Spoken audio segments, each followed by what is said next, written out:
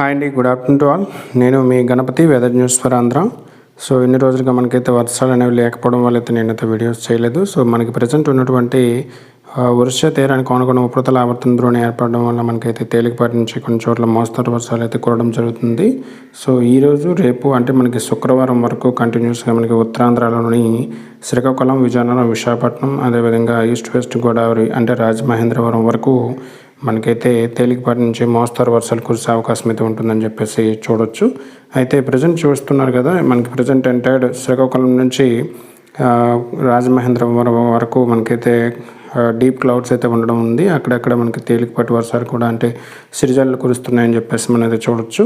అయితే ఈ రోజు నుంచి ఇంకా 7 days అంటే మనకి మండే వరకు ఇదే విధంగా పరిస్థితి కొనసాగించే అవకాశం అయితే ఉంటుంది అంటే ఉత్తరాంధ్రలో అని చెప్పేసి చూడొచ్చు.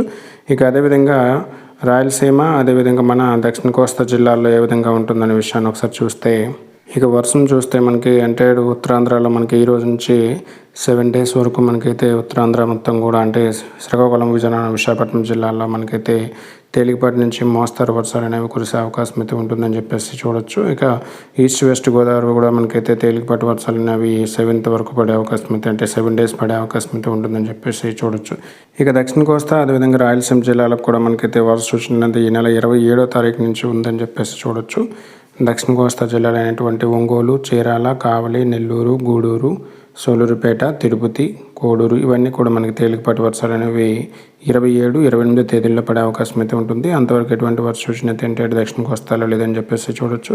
ఇక్కడ రాయలసీమ జిల్లాలకు వచ్చే కడప, రాయచోటి, పులివెందుల, పొద్దుటూరు ఇవన్నీ కూడా మనకి తేలికపాటి వర్షాలు మాత్రమే కురిసే అవకాశం అయితే ఉంటుందని చెప్పేసి 27, 28 తారీఖులో చూడొచ్చు. ఇక రిమైనింగ్ అంతా కూడా మనకి హిందూపూర్, అనంతపురం, గుంతకల్లు, అదోని, కర్నూలు, నంద్యాల, ఆత్మకూరు, గిద్దలూరు, మార్కాపూర్ ఇవన్నీ కూడా ఎటువంటి వర్ష సూచన అయితే లేదని చెప్పేసి చూడొచ్చు. అయితే ఉష్ణోగ్రతలు అనేవి ఇక్కడ నెమ్మదిగా మనకైతే పెరిగే అవకాశం అయితే ఉంటుంది. చలి తీవ్రత అనేది ఇంకా మనకి పూర్తిగా ఉండదని చెప్పేసి చూడొచ్చు. ఇక అక్కడి నుంచి మనకి ఉష్ణోగ్రతలు తీవ్ర రూపంలో దాల్చే అవకాశం ఉంటుంది. ఇక మార్చ్, ఏప్రిల్, మే అనేది ఎక్కువ మొత్తంలో ఎండలు కాచే అవకాశం అయితే ఉంటుంది. సో ఇది ఇప్పటివరకు ఉన్నటువంటి వెదర్ అప్డేట్స్. రేపటి నుంచి డైలీ వెదర్ అప్డేట్స్ ఇద్దాం. Thank you to all. మీ Ganapati weather news for Andhra.